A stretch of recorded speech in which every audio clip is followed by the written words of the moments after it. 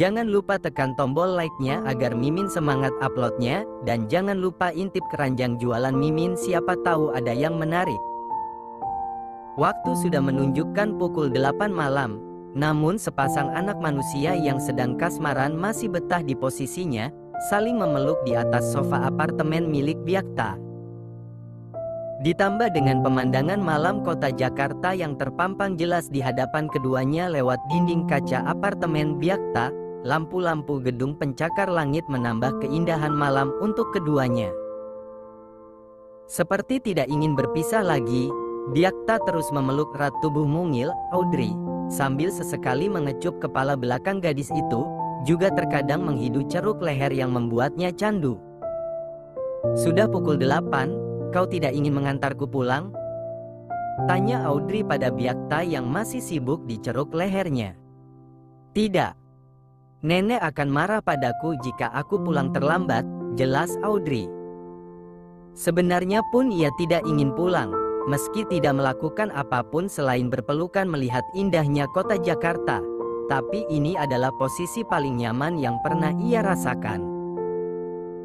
Meski kadang risih dengan sikap jahil Byakta, tapi ia menikmati hari ini dengan bahagia yang membuncah. "Biarkan saja, kau kan istriku," sahut Byakta acuh. "Istri yang kau biarkan pergi selama setahun?" cibir Audrey sambil menyeringai. "Sayang, jangan bahas lagi, atau aku akan menggigit telingamu," ancam Byakta. "Gigit saja kalau kau berani," tantang Audrey tanpa sadar kalau hal itu memancing sisi normal Byakta yang sudah susah payah ia kendalikan sejak tadi. Bukannya menggigit telinga Audrey, laki-laki itu malah mengeratkan pelukannya, lalu membuat gerakan pada telinga Audrey, membuat gadis itu terkesiap dan lama-kelamaan gerakan itu menimbulkan gelanyar hasrat yang pernah ia rasakan dulu. Tubuh gadis itu meronta minta dilepaskan, tapi tubuh dan bibirnya sama sekali tidak sejalan. Tubuhnya meronta tapi bibirnya melenguh mengeluarkan suara indah yang membuat Byakta lupa kalau dia tadi hanya ingin mengerjai Audrey. Gerakannya kini turun ke leher mulus Audrey, membuat gadis itu semakin menjadi. Ia tidak lagi meronta, malah menerima semua sentuhan-sentuhan yang diberikan Byakta padanya. Tanpa sadar kini Audrey sudah terbaring dengan Byakta di atasnya. Byakta tak berhenti, ia semakin bersemangat, namun otak waras Byakta menghentikan semuanya. "Aku akan mengantarmu pulang, sayang. Bahaya jika kau terus di sini." Byakta mengangkat tubuhnya dan pergi ke kamar mandi untuk mencuci muka. Audrey yang sudah setengah melayang atas perbuatan Byakta padanya, ada sedikit rasa kecewa di hatinya, tapi segera ia tepis begitu saja, karena tidak mungkin mereka akan melakukannya sekarang. Ia pun segera merapikan kancing kemejanya dan juga rambutnya, lalu ia bangkit mengambil tasnya. Byakta keluar dari kamar mandi, wajahnya sudah lebih segar. Ia mengulas senyum saat melihat Audrey sudah siap akan pergi, tapi mukanya sedikit ditekuk. "Kau kecewa, Hani?" "Tidak." "Untuk apa aku kecewa?" jawabnya cepat sambil mengalihkan pandangannya ke arah lain. Byakta tertawa, "Benarkah kau tidak kecewa?" "Tapi wajahmu mengatakan begitu," ejek Byakta istrinya. "Kau menyebalkan, aku ingin pulang sekarang juga." Audrey bangkit dari duduknya dan berjalan keluar dari kamar Byakta. Byakta masih saja menertawakan tingkah Audrey yang menurutnya menggemaskan itu. Iya, kita pulang, sini peluk dulu." Byakta langsung memeluk tubuh mungil itu. "Kau menyebalkan," ucap Audrey yang sudah berada dalam pelukan Byakta. "Secepat mungkin aku akan memintamu kembali pada keluargamu, supaya aku bisa memelukmu sepanjang hari tanpa harus mengantarmu pulang." Audrey langsung menjarakkan tubuhnya, "Memelukku sepanjang hari? Kau pikir aku tidak punya perut? Sekarang saja aku lapar karena kau tidak melepasku sejak datang ke tempat ini. Kau mau membunuhku dengan nama cinta dan kerinduan. Kau memang menyebalkan, Byakta Arsena," sungut Audrey. Hilang sudah suasana romantis yang tercipta barusan. Astaga, sayang aku lupa. Maafkan aku, baiklah kita pergi makan sebelum mengantarmu pulang. Masih sempat Byakta mencuri satu kecupan di bibir Audrey sebelum mengambil kunci mobil dan juga dompetnya. Nenek tidak akan merestuimu kalau dia tahu kau membuat cucunya kelaparan. Tidak akan terjadi. Pasti terjadi. Tidak akan kalau kau tidak memberitahunya. Dan akan ku beritahu. Kau jahat sekali. Kau lebih jahat, membiarkanku kelaparan. Tapi aku tidak sengaja. Kau sengaja. Tidak, sayang. Aku tidak percaya padamu. Dan perdebatan terus berlangsung sampai keduanya berada di dalam lift. Seperti anak kecil keduanya terus berdebat tiada henti. Kau harus percaya. Tidak akan. Kau mau membunuhku? Hei, tidak mungkin aku membunuhmu. Jangan berkata lagi. Atau aku, belum selesai Byakta bicara, Audrey sudah menyatukan bibirnya pada Byakta lalu melepasnya cepat bersamaan dengan pintu lift yang terbuka. Audrey langsung lari begitu saja meninggalkan Byakta yang masih mematung karena aksi cepat Audrey padanya. Ia tidak menyangka Audrey berani melakukan itu padanya. Padahal sejak mereka baikan, Byakta lah yang selalu menyerang duluan. Kau terlalu banyak bicara Tuan Arsena, ucap Audrey sambil berlari. Mobil melaju membelah jalanan kota Jakarta. Keduanya ingin singgah dulu untuk makan sesuatu sesuai dengan permintaan Audrey, yaitu nasi goreng favoritnya selama di Indonesia. Ia mendapat rekomendasi dari bibinya, Wina. Mau aku beritahu bagaimana cara mengambil hati nenekku? Tidak. Tidak, aku tidak perlu itu. Aku akan berusaha sendiri tanpa bantuanmu, sahut Byakta sombong. Manisnya dia, batin Audrey senang. Audrey sedang melihat laki-laki tampan, mapan dan bertanggung jawab. Betapa beruntungnya dia. Bahkan laki-laki itu adalah suaminya. Tapi aku rasa kau sedikit butuh bantuanku Tuan, ucap Audrey tak kalah sombong. Bisa tidak jangan panggil aku Tuan, sungguh panggilan itu sama sekali tidak romantis, keluh Byakta tidak suka. Seketika Audrey terbahak mendengar seorang Byakta mengeluarkan kata romantis dari mulutnya sendiri. Hei, apa yang lucu? Sungut Byakta tak terima ditertawakan seperti itu. Wajahmu dan kata-katamu sungguh sesuatu yang tak bisa menyatu Tuan. Kau mengatakan romantis tapi wajahmu seperti wajah seorang mafia, menyeramkan. Audrey semakin terbahak saat melihat Byakta semakin menekuk wajahnya. Dia menggemaskan jika seperti itu. Apa aku tidak tampan? Kau mengataiku, sayang. Aku tersinggung. Audrey langsung menghentikan tawanya saat mendengar ucapan Byakta. Maafkan aku tidak bermaksud begitu. Gadis itu merasa bersalah, seharusnya dia tidak mengatakan itu. Maaf, ucap Audrey lagi karena tidak mendapat respon dari laki-laki di sebelahnya. Byakta tersenyum tipis, hampir tidak kelihatan kalau dia tersenyum penuh kemenangan. Kau laki-laki paling tampan yang pernah kukenal, percayalah. Benarkah? Kau tidak berbohong kalau aku yang paling tampan? Byakta kembali antusias. Ada rasa bangga di hatinya, ternyata dialah laki-laki beruntung yang bisa memiliki gadis cantik itu. Audrey tertawa dalam hati, ternyata laki-laki di sebelahnya ini gampang sekali dibujuk kalau marah.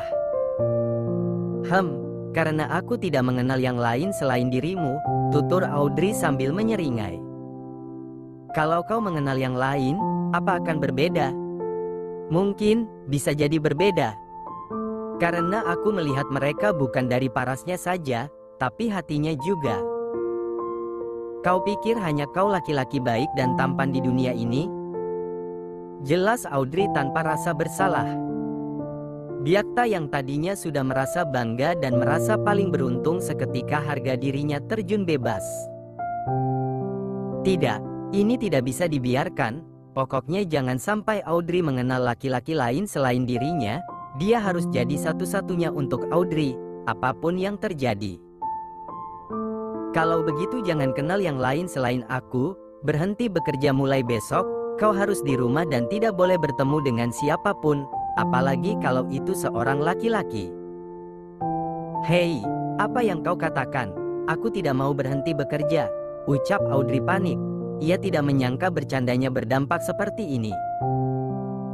Terserah, jika kau tetap pergi, aku akan mengurungmu di ruanganku sampai waktu kerja habis dan satu lagi panggil aku Hubi mulai sekarang, ayo katakan.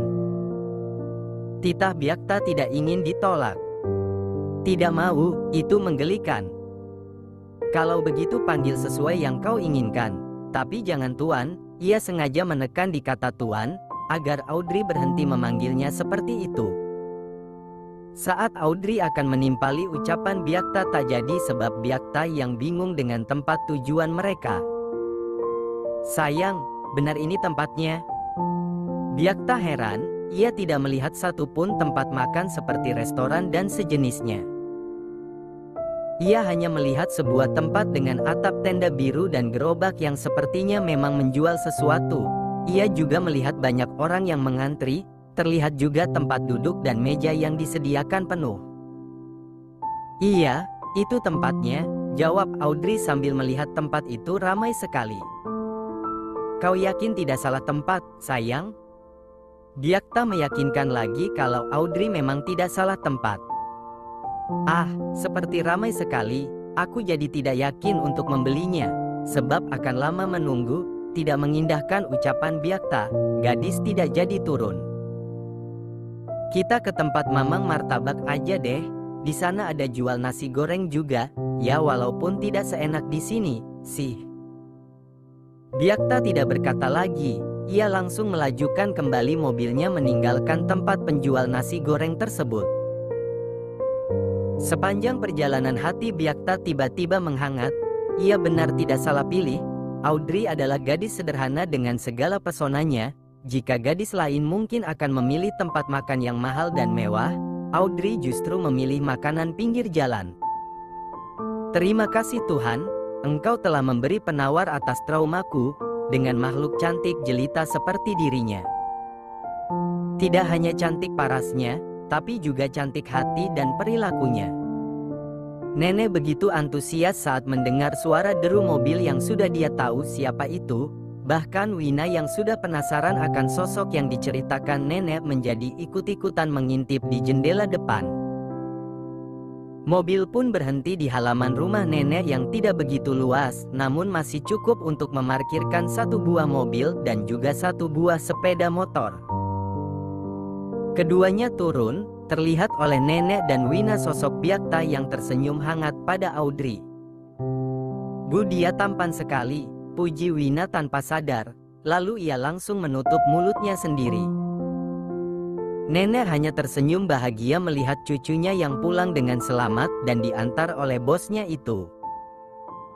Tapi, Bu, kelihatannya umur mereka beda jauh, deh. Komentar Wina saat menyadari sosok Byakta yang begitu dewasa dibanding dengan keponakannya yang masih terlihat imut.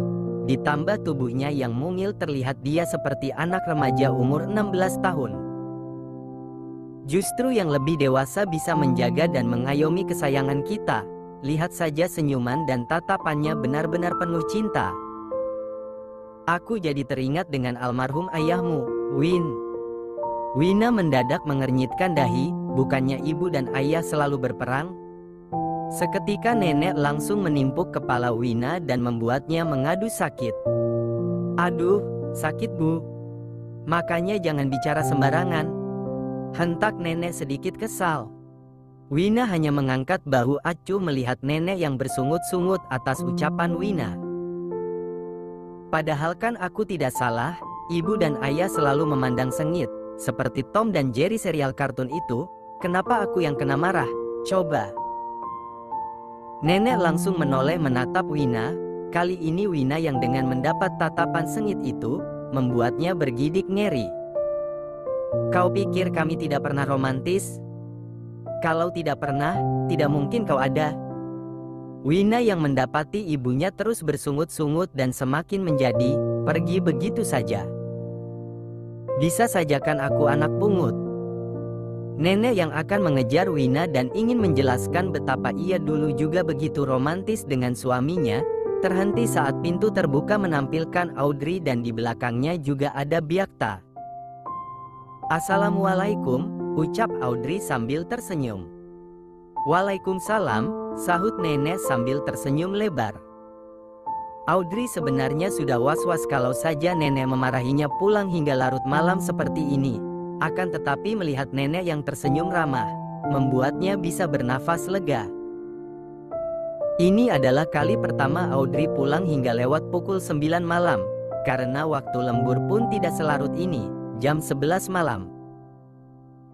Audrey langsung menyalami dan mencium tangan nenek, padahal ia tak pernah melakukannya. Yang biasa ia lakukan adalah langsung memberi sekotak martabak kesukaan nenek. Kata nenek itu lebih dari cukup hanya untuk sekedar salaman. Byakta mengikuti apa yang dilakukan Audrey, membuat nenek semakin senang. Ternyata Byakta adalah pemuda yang sopan, padahal ia berasal dari negara luar. Setelah menyalami nenek, Byakta langsung menyodorkan sekotak martabak manis kesukaan nenek.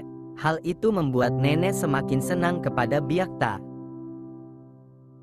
Nenek langsung mempersilahkan Byakta duduk di sofa empuk rumahnya, lalu berteriak memanggil Wina anaknya untuk membuatkan tamu spesial mereka minuman. "Nek, maaf karena mengantarkan Audrey terlalu malam," ucap Byakta sopan. "Ah, tidak masalah. Yang penting dia pulang dalam keadaan selamat," kata nenek. Wina pun datang membawa teh hangat dan beberapa cemilan dan langsung menghidangkan di meja. "Perkenalkan, ini Wina bibinya Audrey." Wina langsung memberi senyuman beramah tamah kepada Byakta, begitu juga Byakta yang membalas senyum Wina tidak kalah ramah. Ini adalah misinya, untuk mengambil hati keluarga Audrey, karena jika mereka tahu siapa Byakta sebenarnya, sudah pasti semua tidak akan semudah ia pesan tiket kembali ke Milan, sudah pasti akan sulit sekali. "Oh iya, apakah Anda sudah tahu kalau Audrey kami ini adalah seorang janda?" tanya nenek.